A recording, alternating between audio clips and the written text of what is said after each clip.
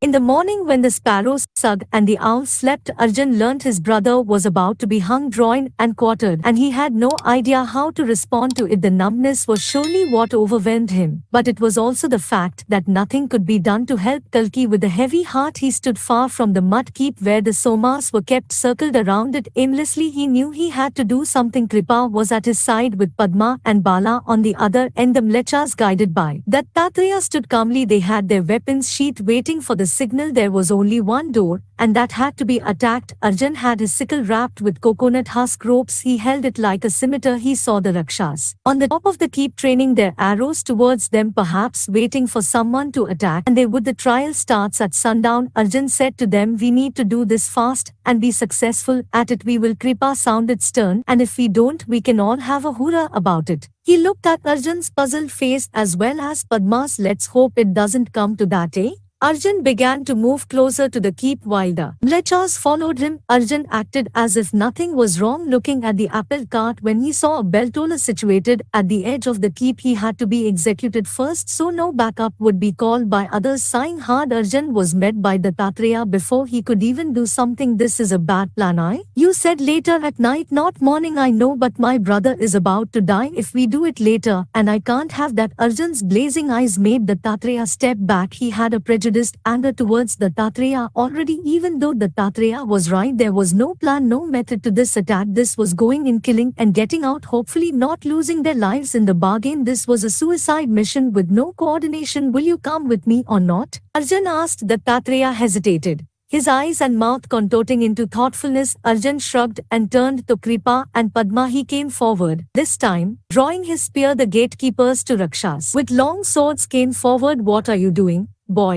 Leave before you regret it." Arjun firmly sunk his feet to the ground. He didn't move. In fact, for a moment, he couldn't move. He mentally goaded himself to advance. One Rakshas came forward, and from what Arjun had learnt from Kripa, Arjun swung his spear and stabbed the Rakshas, destroying his mouth with his weapon. At that motion, everyone was alarmed. Instantly, the second one had appeared in front of Arjun. He lurched at Arjun and tried to dissuade him by attacking him continuously until Arjun had to use his spear and strike at his head, ripping his skin off. Arrows were rained towards Arjun, and he kept blocking it with the corpse of the Rakshas, letting the arrows hit the back of it. Arjun realized the arrows had stopped, and there was a sound of heavy footsteps, chanting and hooting. Arjun saw the entire army of mlechas was arriving at the gates, some knocking off the Rakshas that appeared at the gate while others shot up arrows at the keep, knocking the guards over. The Beltola was the first one to be killed, shot in the head. Arjun was helped in the front and pulled up by Dattatreya, who nodded before going inside the gates. Arjun saw he was accompanied by Padma and Kripa. "Good going," Padma remarked almost with a smirk. Bala took the initiative of breaking the doors to the dome, but they were attacked by the gatekeepers, who pounced on them. In a surprise attack, Bala grabbed one Rakshas of the same height as him, while with his other hand he grabbed the other one. Bala showed no anguish as he choked them with his bare hands. In that moment, Arjun forgave Bala for revealing their plans to Ratri and causing them to be in trouble.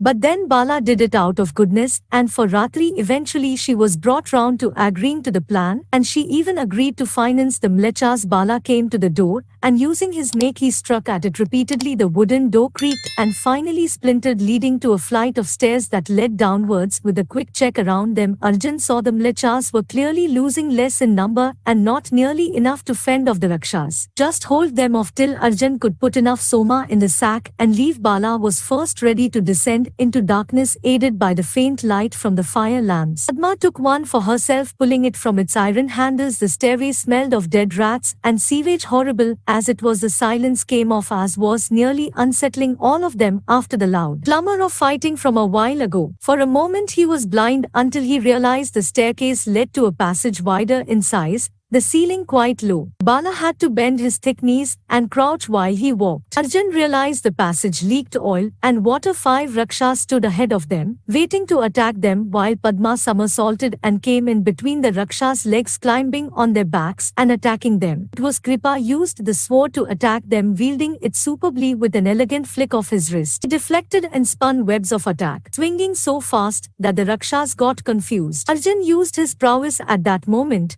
sweeping down as he dragged the scimitar across the Rakshas' loins and ripping their privates apart. It was horrible, and Arjun looked away in disgust. One more came on to him, pushed him against the wall, but he was pummeled by Bala's make. Sweat had drenched their clothes as they all made their way deep into the passage after killing the Rakshas. Now, since the Rakshas had attacked them once, they knew their weak points. They knew that they could not be attacked in a straightforward manner, but could be taken down with an element of surprise. It wasn't like Shambhala, where there were no trained men and women. Here, all five were used to their weapons. Even Arjun, who couldn't believe his own proficiency at wielding the sickle, which he had transformed into a makeshift scimitar. The candles across the end of the passage dimmed, as there was another door more like a rock slab that hid something behind it. Bala was the first one to go forward to try to move it with a jerk. But it didn't work. Arjun helped as well while Kripa and Padma stood in front of it. As the slab moved, another Rakshas pounced towards Padma, grabbing her by the shoulder and throwing her on the ground, his blade next to her neck. "To not move," the Rakshas growled. "Your woman shall die." To be fair, panted Kripa, perhaps of the exhaustion, "we don't really like the lass, mate. You can take her along with you if you want." There was a hint of defiance in the Rakshas' face, but then he grinned. "You lie, old man. You are afraid. It is evident. What do you want?" Arjun stepped forward. "I want to leave," the Rakshas whimpered, when Padma, instantly sensing weakness, need him.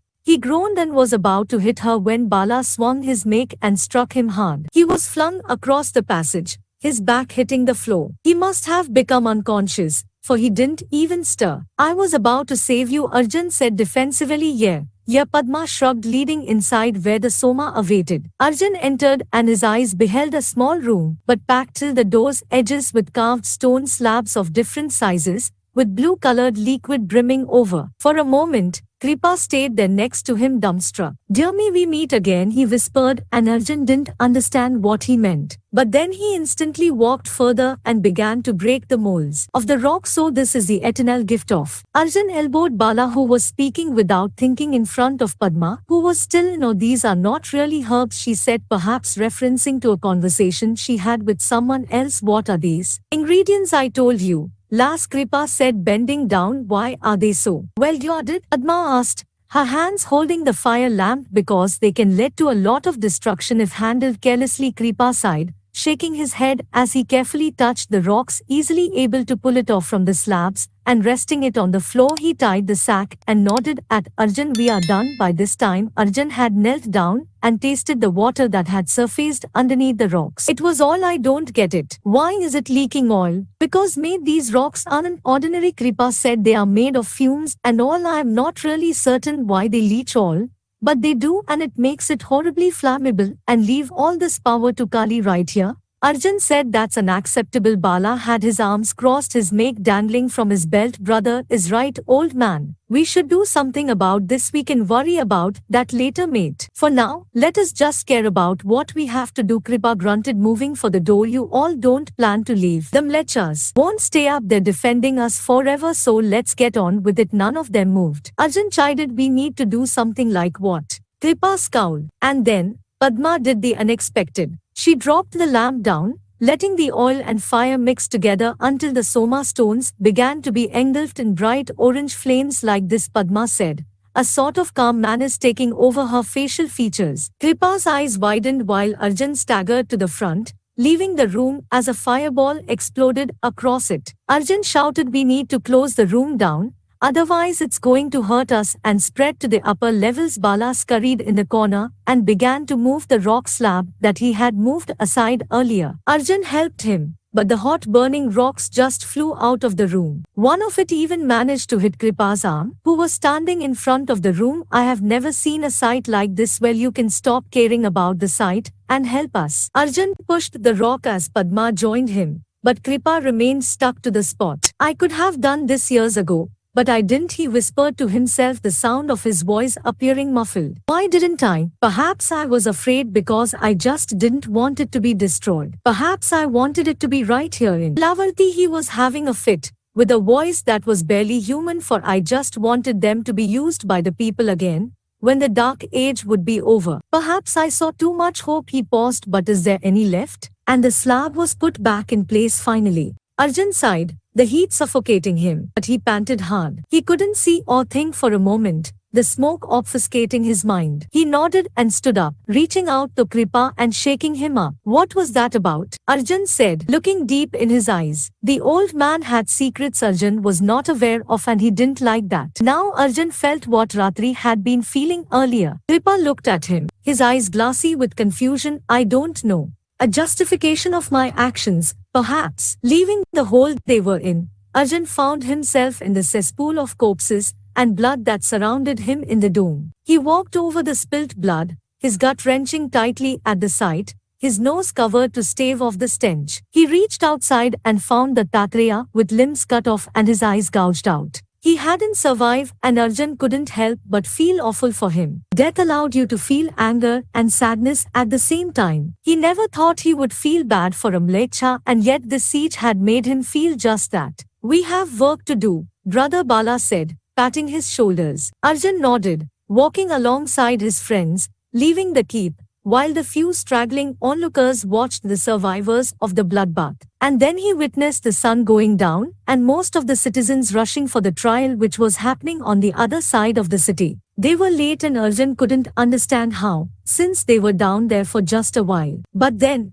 time doesn't wait for anyone. The authorities of Kali would know what had happened to his precious Soma, but only perhaps after the trial. We are late, Arjun said, watching the sundown. Kripa and Bala exchanged glances, while Padma didn't care. I know, mate. Kripa glanced at Padma. I need your help, and your help. He looked at Bala. I need your help too, Arjun. For all I know, I need every bit of help I can get to make what I have to make so we can go there. Hold on. We? Padma was confused. I was with you all only till here. Kripa looked up, gritting his teeth. Lass, whatever intentions run in your blood, let me tell you something important. Very, very important. Your misery is a lot smaller compared to what we have undertaken. We are saving the savior of our world. It sounded ridiculously pompous, especially to someone who was not aware of their background or their circumstances. What kind of a savior needs saving? I probably don't want to be saved by him, Padma protested. He's just not ready, Kripa explained, bringing the sack to the corner, for he was unable to hold it for too long. Arjun put his hand over Padma's shoulder, beseeching her to understand. Padma frowned and then nodded in agreement after looking at Bala, who had saved her when the Rakshas had attacked her. What do I have to do? Yeah, what should we do? Arjun asked. Kripa grinned. What we always do. We improvise. The trials involved a hefty amount of bloodshed. They didn't wait for you. They didn't hunt you down. They had already hunted you, and you were their exhibits of enjoyment. But there was tension, Kalki could see, as the judges were called during the trial. There was the jury on the east side, on a pedestal, all of them sitting together in a hut. The people of the city were a little far off from the podium, which was the main arena for the accused to stand on and speak in his defense. The jury would then decide, and the judge would execute. Kalki was the only one who had 4 nagas around him, swords pointed at his neck. Other prisoners watched him in callous enjoyment, grinning with their half-rotten teeth. He was standing amongst the scum of the earth, and he hated it. There was a line of prisoners ready for their trial, and at every moment, some would be flogged, while others would be stoned. The ones who had raped, pillaged or murdered were given death, which made his predetermined death sentence awkward, and without any logic guiding it. He saw a strange woman with blue eyes, sitting on a snake motif embedded throne along with a fat man with a bald head and a mongoose wrapped around his neck. There was Vedanta, whom he could recognize from the sculptures, the so-called puppet king. Then there was Martanja sitting with Durukti, forcing her to watch the proceedings. The man before him appeared in the middle and begged for mercy, kneeling down, hands clasped together. I did not know she was a child. I did not know of it. I apologize, O great lords, for I have sinned against the state and against the lords like of you, he cried with passion. Kalki didn't know what his crime was, nor was it revealed in his words. The jury nodded at Kali, who said, I have seen a lot of evil in my day, but never has evil been defined clearly or understood. What is evil? I do not believe we live in a land of evil. We live in a land of ability. We believe greed is evil, but then isn't greed what we strive for to make money? We believe lust is evil, but then isn't the entire world lustful? Since we constantly seek to entertain our deepest desires, we are hypocrites. But I believe that evil is nothing, that all of us are the same, and that we need to be just to individuals like this man. You are free man, leave but with 5 years of duty in King Vedanta's army, for he could use a forgiven man like you. Brand him. At that, the man was happy and rejoiced, as he was taken away by the Nagas. Behind Kalki another man said to him, can't believe he was given an out. Lord seems in a fine mood today. You are lucky. What did he do?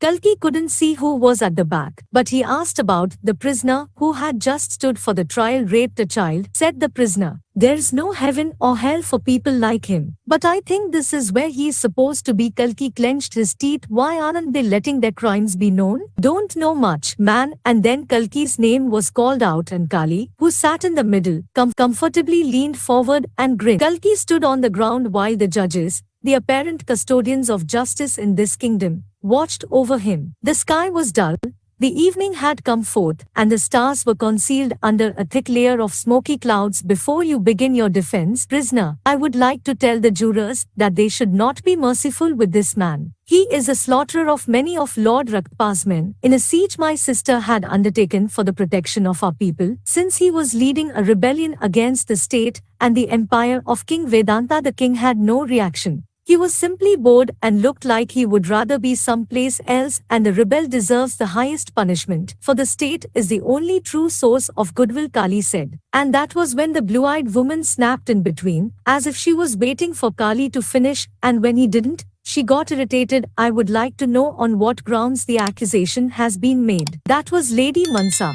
the brother of Lord Vasuki. The flag bearer introduced each judge in the council. Each member had their own insignia on a flag, which held some relation with their tribe, except for Kali, who had a strange flag of an owl on a tree with a blazing, blood-red sun at the back. Kalki didn't understand what it meant. Grounds? Kali narrowed his eyes. Grounds, you say? I have a witness to prove my words right. Call my dear sister on the stand. Kalki saw Martanja pushing Durukti softly with a needle-like weapon. She came forward, her face weary after spending the entire night sleepless. Kalki recalled how they had been caught and how Kali had ridiculed that Durukti was an absolute disappointment to him. Durukti should be dead for treason, but he forgave her, locked her in the room and threw Kalki back even though he tried fighting them. 10 Rakshas had come forward to stop Kalki and he was again left inside the cell. Martanja had played a big part in controlling Kalki, for he had enormous strength, more than Kalki now, and he had punched him so hard that Kalki had almost spewed his guts out. Speak, Kali ordered. Mansa began with a motherly voice. Don't let fear trammel your words, darling. Say what you feel. She paused and Kalki felt Mansa was on her side for a moment. But why? Did she have her own issue with Kali? Kali scoffed. Durukti gazed at Kalki and for a moment, they shared a moment of understanding. Kalki knew Durukti would do the right thing. Perhaps she would say something that would maneuver his situation against Kali. Yes.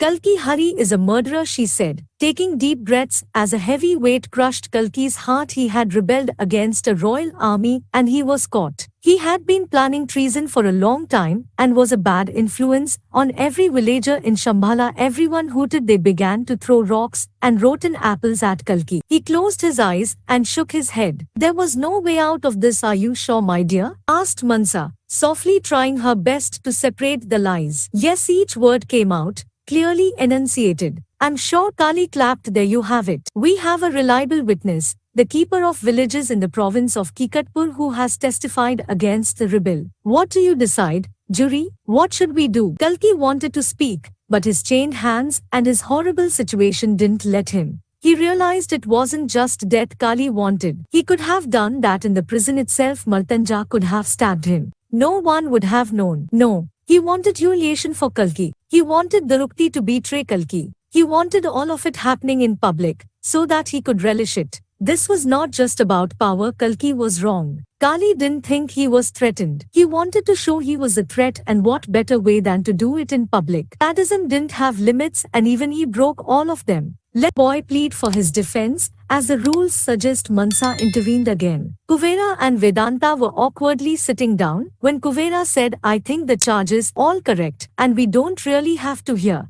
Kali raised his hand. It's all right. Let the filth speak. There was a huge cacophony of sounds, coming from the people's silence. He yelled and his voice stopped all the people from even fidgeting. Good. Speak now. Kalki looked at Mansa, whose limp hand was wrapped with a strange purple cloth. She was waiting for him to say something, anything that would help his case. My father died a few months back, Kalki began. He was attacked and kidnapped by the Mlechas. I rescued him, but it was to no avail, since my triumph over the Mlechas had led to his death.